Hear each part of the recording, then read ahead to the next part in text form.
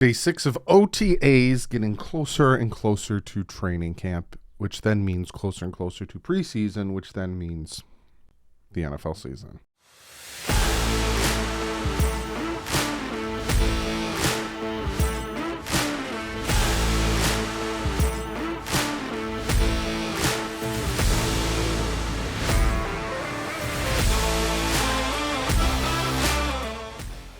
What is up, Finn fans? Day 6 of OTAs.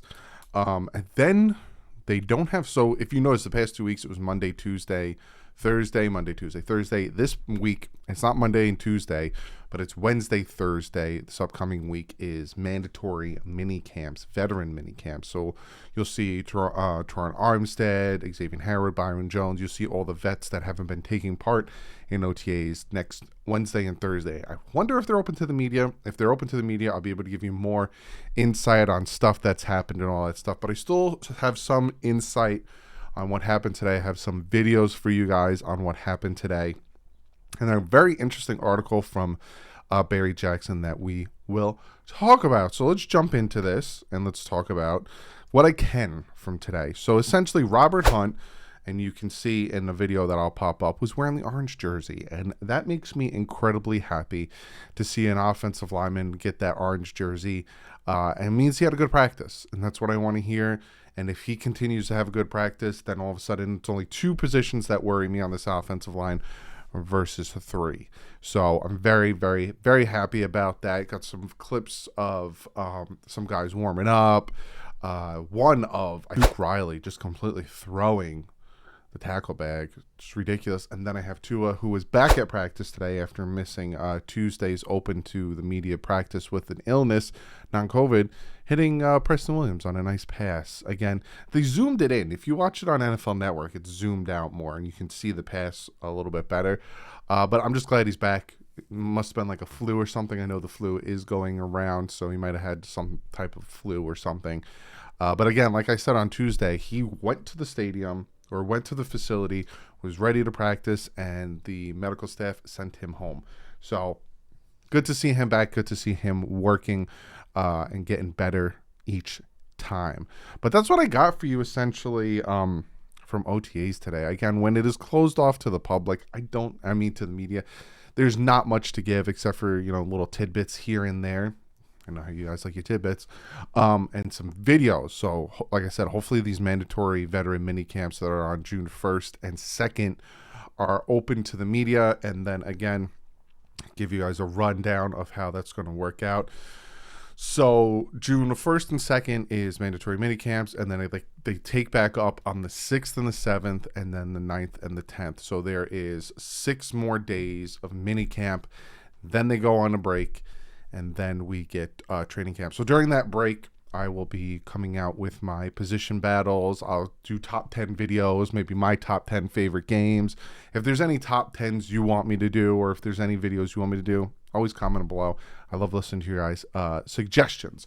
So now to Barry Jackson's article. Now he came out with an article today saying 2 nationally voices who implored Miami to take Herbert now down on Tua, and Dolphin notes. Came out with this article today. The first part, again, you can go read it. It essentially has to do with Mike Tannenbaum and Chris Sims and how they just don't like Tua. Plain simple. Pre-draft, they were telling the Dolphins to take Herbert. There were a minority of analysts that were saying that Herbert was better than Tua and all this stuff, and they're still just consistently crapping on Tua. He talks about how Chris Sims is about to break out his 40 quarterback ranking, and he has Tua at 29th.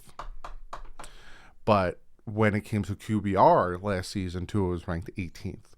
So it is what it is. I'm not really going to go too far into that. There are a few things in this article that I did find incredibly interesting.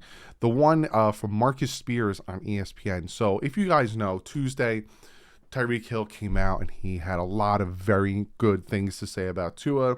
And obviously the people who are skeptics, or the people who don't like Tua, or the people who think he sucks, has no arm, whatever you want to say, came out and made comments of, oh, he just has to say that, and the usual thing. If something bad comes out, it's the truth. If something good comes out, it's not true, and that had to be saved. Even this guy on ESPN, I don't even know his name. I'm going to be honest with you. I didn't learn his name. I'm not going to learn his name because his takes are 9 times out of 10 hot garbage. But he said that Tyreek Hill checked his phone and he saw he got a direct deposit and started talking nice about Tua, which is just like... So Marcus Spears came out on ESPN and he said this. He says, players are the most honest when they're around you. Players aren't going to have glowing remarks when you're out there sucking. Now, they're not going to talk about you bad. I have all the confidence in the world that the Dolphins have surrounded Tua with everything he needs to have success, including a left tackle who they gave $80 million. I look forward to seeing him have success.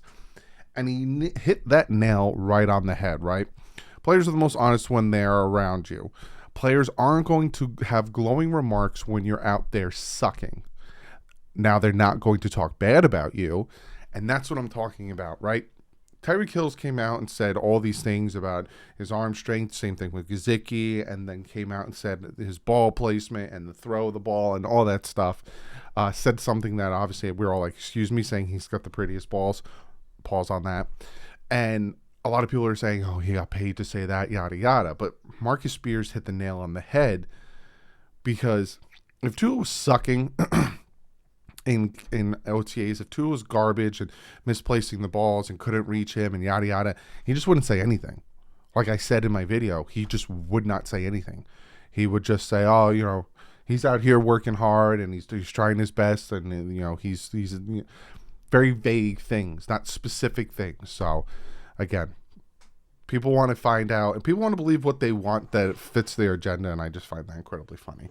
The other thing I want to talk about is the Sony Michel's deal. Now, we didn't really know much about it. It's essentially a 1-year, $1.75 million deal with a $500,000 in guaranteed money, including a $350,000 signing bonus. It's a very, very team-friendly, I just want to play for this type of coach.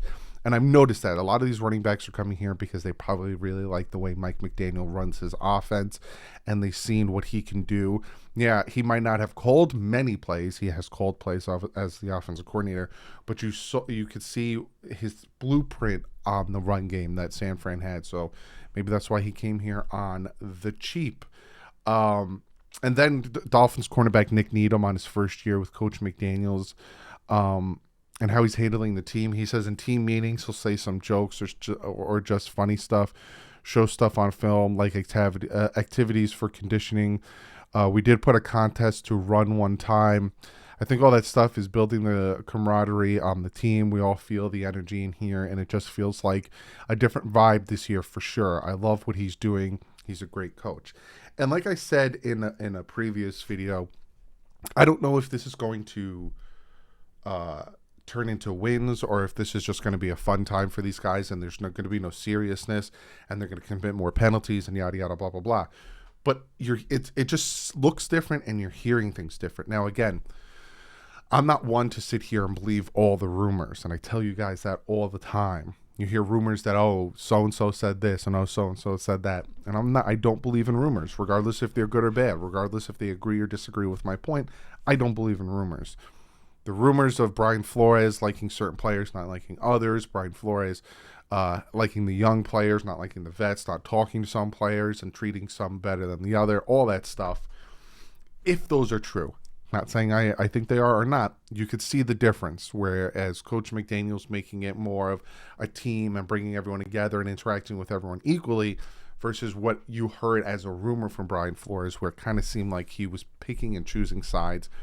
It was a little bit more decisive or divisive in the way he did it, right? We'll see if this all pans out. A lot of the stuff, and I've said this time and time again, a lot of the stuff that has been going on during OTAs, that has been going on, during all this stuff is fun. It's good to see. It gets you pumped up. Every fan base and every team is putting this stuff out for their fan base to get excited for the season to come up, but it means nothing until the pads come on, and then it really means nothing until you have an opponent across from you that you haven't practiced with every single day. So this is all fine and dandy, but with the head coach, we need to see his first win, but I also want to see what he does with adversity, because if he crumbles under adversity, if his team falters under adversity, or if he can't bounce back, that is a huge detriment to being a head coach. You have to hit this adversity and you have to turn it around. That was the one thing that Brian Flores was good at. He started 1-4, 1-3 in 2020, completely turned that around. Started 1-7, completely turned that around.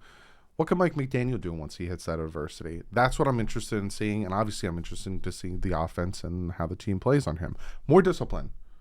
I don't want it to be all of a sudden everything is fun around here and then all of a sudden they commit more penalties. You know what I'm saying? So we'll see how that all pans out. But that's what I got for you today. Little things here and there. Just want to give you guys a quick update on what happened today. I'm thinking about doing a video for tomorrow. I'm not 100% on potential centers that the Dolphins can go after, being that we have one on the team. And then other than that, I will see you guys Monday. You guys have a fantastic Memorial Day weekend, barbecue, have fun, all that good stuff. And if I don't see you tomorrow, I will definitely see you on Monday. But like usual, guys, stay classy and fins up.